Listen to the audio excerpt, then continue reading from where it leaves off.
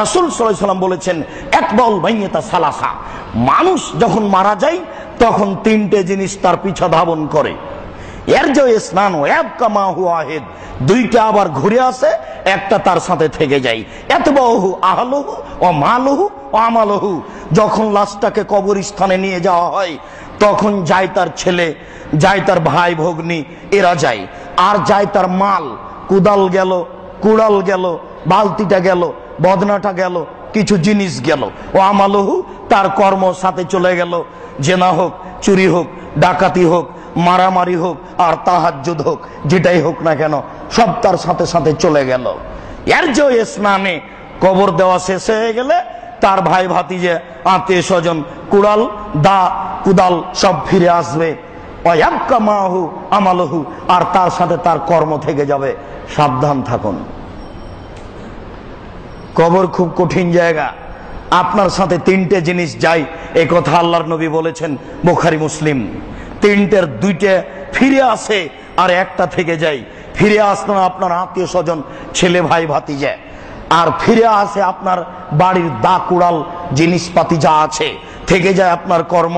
আজ থেকেই নীতি পরিবর্তন করুন, কর্ম যেন পরিবর্তন না হয়। আপনাকে অনুরোধ করেছি, আপনার স্ত্রী আপনার মেয়েরকে ব্যাপারে সাবধান হয়ে যান। সামনে আসছে নষ্টা দিবস, 31st নাইটের মতো আরো দিবস আসছে। বিবাহ বাড়িতে লাগলে গোটা পরিবার যেন নষ্টা না হয়ে যায়। এইরকম এই ফেব্রুয়ারির তারিখ আসলে যেন গোটা পরিবারটা নষ্টা না হয়ে যায়, নষ্টা মেয়ের মতো যেন না হয়ে যায়। ওই পহিলা বৈশাখে ছেলে মেয়ে আহাল পরিবার যেন নষ্টা মেয়ের মতো না হয়ে যায়। খারাপ লাগে শুনতে, আমার কিছু করার নেই। এত বলি, মানেন না কেন? আপনি কি মনে করেন আমি না মেনেই সফল? আপনি তো পারেন, আমি পারি, আপনি তো পারেন। আজকেই বাড়িতে ঢুকে একেবারে 44 ধারা কারফিউ জারি করে দেবেন, হয়ে গেল কথা। এ কি দেশের উপরে চালাতে বলছি? আপনার নিজের পরিবারের উপরে, যেই পরিবার আপনার খায়, যেই পরিবার আপনার বাড়িতে থাকে, ঈদের আগের দিন ছেলে মেয়েকে 5000 টাকা দেন, 3 সেট 5 সেট কিনে দিতে হবে। ভালোই তো বাসেন ছেলে মেয়েকে, ভালোই তো বাসেন, ভালোবাসেন ছেলে মেয়েকে, খুব ভালোবাসতে হয়। কিন্তু এইভাবে কেন, এই নোংরামিতে নেমে যাবেন কেন? ভুল হিসাব, সিদ্ধান্ত পরিবর্তন করুন, জরুরি। সবাই চলে গেল, ফায়াতিহে মালাকানে, চলে যাওয়ার সাথে সাথে দুইজন ফেরেশতা চলে আসলো। দুইজনের একজন বলে, বলুন মানহার রাজিল আলাজা বৈসাবকুম, ওই ব্যক্তিকে, যেই ব্যক্তি আপনাদের কাছে পাঠানো হয়েছিল, হ্যাঁ তিনি হচ্ছেন মুহাম্মদ সাল্লাল্লাহু আলাইহি সাল্লাম। তখন তাকে বলা হবে, ওই যে দেখেন জাহান্নাম, ওইটা ছিল আগে, এইবার দেখেন জান্নাত, এইটা হলো পরে। যখন কালেমা পড়ে ইবাদত করতে লাগলেন তখন হলো এইটা, আর আগে ছিল ওইটা। জাহান্নাম আর জান্নাত দেখানো হয়। অমাল মুনাফিকাল কাফের, যদি কবরবাসী হয় মুনাফিক কাফের, তখন বলে লা আদরি মান হুয়া রাজুল ইয়াকুলু মা ইয়াকুলুন নাস, যিনি আমি বলতে পারছি না সে যে কে, মুহাম্মদ যে কে আমি তা বলতে পারছি না। মানুষে যা বলতো আমিও তাই বলতাম। তাই এই কথা বলার সাথে সাথে ফায়াজির জারবাতান, অপরজন যার হাতে লাঠি আছে সে মারতে আরম্ভ করে। এমন মায়ের দেয় বাপরে বারে করে চিৎকার করে উঠে, সারা পৃথিবীর জীবজন্তু কীট পতঙ্গ পদার্থ জড় পদার্থ শুনতে পাই তার চিৎকার। এই যে কবরে লোকটা চিৎকার করছে, এখান থেকে 50,000 কোটি কিলোমিটার দূরে যা কিছু আছে সবই শুনতে পাই তার চিৎকার। আপনাকে আমি কি দিয়ে বুঝাইছে কত জোরে চিৎকার করে, কিন্তু মানুষ এবং জিন শুনতে পায় না, এ কথা আল্লাহর নবী বলেছেন। ওই যে গাধাটি লাফ দিয়ে উঠলো, মানে কবরের শাস্তি শুনতে পাই। পশু প্রাণী কবরের শাস্তি শুনতে পাই, এই ফ্যানটা কবরের শাস্তি শুনতে পাই, এই লাইটটা কবরের শাস্তি শুনতে পাই, এই লাঠিটা কবরের শাস্তি শুনতে পাই, এই মাইকটা কবরের শাস্তি শুনতে পাই, কিন্তু মানুষ এবং জিন শুনতে পায় না। অন্য হাদিসে আল্লাহ রাসূল বলছেন যে ইয়াতিহে মালাকানে আজরাকানে আসওয়াদানে, দুইজন ফেরেশতা আছে, তারা হচ্ছে কালো, তারা হচ্ছে নীল। নীল কালো, একজনের নাম মুনকার, একজনের নাকির। নাকির মানে অপরিচিত, মুনকার মানে অপরিচিত। মুনকার নাকির অপরিচিত, কালো নীল মানে ভয়াবহ। দুইজনের মধ্যে একজন হচ্ছে আমা, চোখে অন্ধ, কানে বধির, আসাম, কানে বধির, চোখে অন্ধ।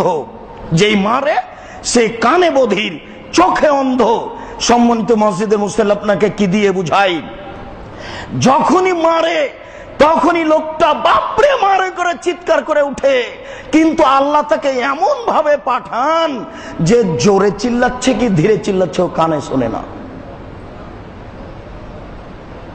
আর মারে তখন কোথায় যে মারছে সেটা নিজে দেখে না, দেখতে পায় না, মাথায় মারছে না গায়ে মারছে। আর যে মারে তার নাম ফেরেশতাও খায় না, তার পেশাব নাই, পায়খানা নাই। এই পুলিশটাকে বলা হয়েছে এই লোকটা আসামি, একে 50 লাঠি মারো। যেমন মারা শুরু করেছে, বাপরে মারে করে হাত পা ধরছে, তখন একটু থেমে গেল। তারা হাত পা ধরা দেখতে পাচ্ছে, চিৎকার দেখতে পাচ্ছে, একটু থেমে গেল। আবার এই লোকটা মানুষ, 50 লাঠি যদি মারে তো প্রথম লাঠি যত জোরে মেরেছে শেষ লাঠি তত জোরে মারতে পারবে না। কেন? ওর ভিতরে ক্লান্তি চলে এসেছে। যে মারে সে এমন ফেরেশতা, তার আকৃতি বিপজ্জনক, সে কানে শুনে না, চোখে দেখে না, সে কোথায় মারছে তা বুঝে না, কত জোরে চিৎকার করছে তা জানে না। প্রথম লাঠি যত জোরে মেরেছে শেষ লাঠিও তত জোরে মারবে, এর নাম ফেরেশতা। সম্মানিত মসজিদের মুসল্লি, আপনাকে আমি কি দিয়ে বুঝাই? দুইজন কালো এবং নীল ফেরেশতা এসে বলে, বলো সেই ব্যক্তিকে? সে ব্যক্তি মোহাম্মদ। হ্যাঁ হ্যাঁ আমরা জানি তুমি এটাই বলবে, নাম কানামতিল আরুসে। হ্যাঁ তুমি এটাই বলবে, আমরা জানি। তখন কবরবাসী বলবে, ছেড়ে দেন, বাড়ি চলে যাব। ফাউহুবেরহম, আজকে যেই ভালো অবস্থায় আছি এটা বাড়িতে সবকে বলে দেবো, স্ত্রী ছেলে মেয়েকে বলে দেব। তখন ফেরেশতারা বলেন, আরে না না, নাম কানামতিল আরুসে লাইকুজহিল্লাহ বাহালেহি, এখানে ঘুমিয়ে যাও বাসর রাতের ঘুমানোর মতো, যাকে তার প্রিয়া ছাড়া কেউ জাগায় না। বাসর রাতে ঘুমিয়ে গেলে শাশুড়ি জাগাতে যায় না, কেউ জাগাতে যায় না। তার স্ত্রী এক পর্যায়ে জাগিয়ে তাকে বলে, নাস্তা করে নেন। দুইজন ফেরেশতা বলবেন, আরে যাবা কেন বাড়িতে, ঘুমিয়ে যাও বাসর রাতের ঘুমার মতো, যাকে কেউ জাগায় না অতীব প্রিয় ছাড়া, ওইভাবে তুমি ঘুমিয়ে যাও। যেদিন বিচারের মাঠ হবে সেদিন তুমি জাগবা, জাগার সময় বলবা, আসরের টাইম পার হয়ে গেল, আসরের টাইম পার হয়ে গেল, সালাত আদায় করতে হবে, সালাত আদায় করতে হবে। মানে জোহরের সালাত আদায় করে খেয়ে ঘুমিয়েছেন, আর ঘুম ভাঙতে দেখছে আসরের টাইম পার হয়ে গেল, তাহলে অল্প ঘুমিয়েছেন, মানে কয়েক হাজার বছর পার হয়ে গেছে। বুঝাতে পারছি না মনে হয় বিষয়গুলি, কয়েক হাজার বছর পার হয়ে গেছে। তাই প্রমাণ হয়ে গেল যে জোহর থেকে আসর পর্যন্ত, আরে সময় পার হয়ে গেল, সূর্য ডুবে গেলে ডুবে গেল, আসরের সালাত আদায় করবো, এই হুড়াহুড়ি লেগে গেছে ঘুম ভাঙতেই। তাই ভালো মানুষ অমল কাফের মুনাফিক, ও বলছে যে না না না আমি তো চিনি না, সে মোহাম্মদ কে আমি জানি না। আমরা জানি তুমি এটাই বলবে, কাদকুলতা তাকুল হাকাজা, এটাই বলবে, কথা জানি। ইলতামি আলাইহিল আরজ, এই মাটি চেপে ধরো, মাটি দুই দিক থেকে চেপে ধরো। ওয়ায়ালতামু আলাইহিল আরজ, মাটি দুই দিক থেকে চেপে ধরবে। ওয়াক্তালে ফাজলাহু, একদিকের হাড় আর একদিকের হাড়ে ঢুকে একবারে চ্যাপটা লেগে আঁটু সাঁটু হয়ে একবারে মাটির সাথে মিশে যাবে। আপনাকে আমি কি দিয়ে বুঝাই কবর কি জিনিস? এ কথার অর্থ এই নয় যে কবর দুই দিক থেকে চেপে জমা ধরে গেল, ও বুঝলো যে জমা ধরে গেল না, বুঝাতে পারছি না। ও বুঝলো যে কবর আমাকে চেপে ধরে জমা ধরে গেল। আপনি এখন কবর খুঁড়লে ওইরকমই দেখবেন, কিন্তু ও যখন উত্তর ফেল করলো, উত্তর দিতে পারলো না, তখন দুই দিক থেকে তাকে ধরে একবারে এমন ভাবে জমা লাগিয়ে দিল, একদিকের হাড় আর একদিকের হাড়ে ঢুকে গেল। আল্লাহ রাসূল বলছেন, ইফালু বিহি ইলা ইয়াউমিল কিয়ামা, এইভাবে তাকে বারবার পিটানো হবে, আর এইভাবে তাকে কবরে চেপে হাড়ের সাথে হাড় ঢুকিয়ে লাগিয়ে কিয়ামত পর্যন্ত, বিচারের দিন পর্যন্ত এভাবে শাস্তি দেওয়া হবে। থাকতে থাকতে একটা মানুষ চলে আসবে, যদি ভালো মানুষ হয় তাহলে আহসানুল ওয়াজহে, খুব সুন্দর টকটকে ঝকঝকে মানুষ, হাসান সিয়াবে, কাপড় চোপড় সুন্দর, অতীবুর রিহে, খুব সুগন্ধ। কে তুমি? এত সুন্দর খবর নিয়ে আসলে? আরে এই দিন তো সেই দিন যেই দিনের ব্যাপারে তোমার ওয়াদা করা হচ্ছিল, আমি তো সেই জিনিস হচ্ছি, আমি তোমার আমল, আমি হচ্ছি তাহাজ্জুদ, আমি হচ্ছি দান। সুন্দর আকৃতিতে কবরে আসবে দান। অমল কাফের আর মুনাফিক, যদি ব্যক্তি কাফের হয় তাহলে তার কাছে একটা লোক আসবে, কাবিহুস জাসাদে, খুব নিকৃষ্ট শরীরে আর খুব খারাপ গন্ধে আর খুব খারাপ কাপড়ে এসে ঢুকতে, কে তুমি? কে? আর এই দিন তো সেই দিন যেই দিনের ব্যাপারে তোমার সাথে ওয়াদা করা হচ্ছিল। সুসংবাদ নাও না তুমি জাহান্নামের কবরের, আমি হচ্ছে তোমার কর্ম। সম্মানিত মসজিদের মুসল্লি, পুরো জীবনের কর্ম কবরে আসবে মানুষের আকৃতিতে, খারাপ আকৃতিতে, খারাপ পোশাকে, দুর্গন্ধময় হয়ে। আর ভালো মানুষের জন্য তার ভালো কর্ম আসবে ভালো পোশাকে, ভালো আকৃতিতে, সুগন্ধময় জিনিস গায়ে লাগিয়ে, সুগন্ধি গায়ে লাগিয়ে। সম্মানিত মসজিদের মুসল্লি, মসজিদের খুতবায় সময় হয়তো বা দীর্ঘ হয়ে গেল, অন্যদিন আরো কবরের বিস্তারিত আলোচনা হবে। আজকের মতো এই পর্যন্ত বলে বলছি, কবর বড় বিপদ। কবর যত কঠিন, কিয়ামত তার চেয়ে অনেক বেশি কঠিন। কিয়ামত যত কঠিন, জাহান্নাম তার চেয়ে অনেক অনেক অনেক বেশি কঠিন। কি দিয়ে বুঝে আপনাকে আমি কবর কত কঠিন?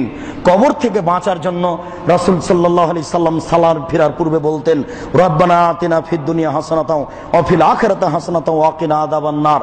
এই কবরের শাস্তি, জাহান্নামের শাস্তি থেকে বাঁচার জন্য আল্লাহ রাসূল ফজরের পরে, আপনার আসর মাগরিবের পরে এই কবরের শাস্তি থেকে পরিত্রাণ চাইতেন। আপনারাও কবরের শাস্তি থেকে, জাহান্নামের শাস্তি থেকে বাঁচার জন্য দিনরাত পরিত্রাণ চান। বিশেষভাবে সালাম ফেরার পূর্বে ওই দোয়াটি পড়বেন, আল্লাহুম্মা ইন্নী আউযু বিকা মিন আযাবি জাহান্নাম ওয়া আউযু বিকা মিন আযাবিল কবর। আল্লাহ তুমি আমাদেরকে কবরের শাস্তি থেকে রক্ষা করো। আল্লাহ আমাদের যারা মারা গেছে তুমি তাদের কবরের শাস্তি মাফ করো। আমাদের উত্তরসূরি আত্মীয় স্বজন, খালা ফুফু, দাদা দাদি, তারা এখানে বসবাস করেছে, তারা মানুষ, তাদের ভুল ত্রুটি থাকতেই পারে। আমরা তাদের উত্তরসূরি হিসাবে আকুল আবেদন তোমার দরবারে করছি, তুমি তাদের কবরের শাস্তি মাফ করো। আল্লাহ আমাদের যারা বেঁচে আছে, বাড়িতে, হাসপাতালেও ও বাড়িতে অসুস্থ অবস্থায় আছে, তুমি তাদের আরোগ্য দান করো। আমরা যারা বেঁচে আছি তুমি তাদেরকে কবরের শাস্তি থেকে বাঁচানোর জন্য সুযোগ করে দাও, তৌফিক দান করো। আমরা জন্য দিন রাত কবরের শাস্তি থেকে, জাহান্নামের শাস্তি থেকে তোমার দরবারে প্রার্থনা করতে পারি, তুমি এই তৌফিক দান করো। এ দাবি, এ দাওয়া, এ দোয়া তোমার দরবারে রেখে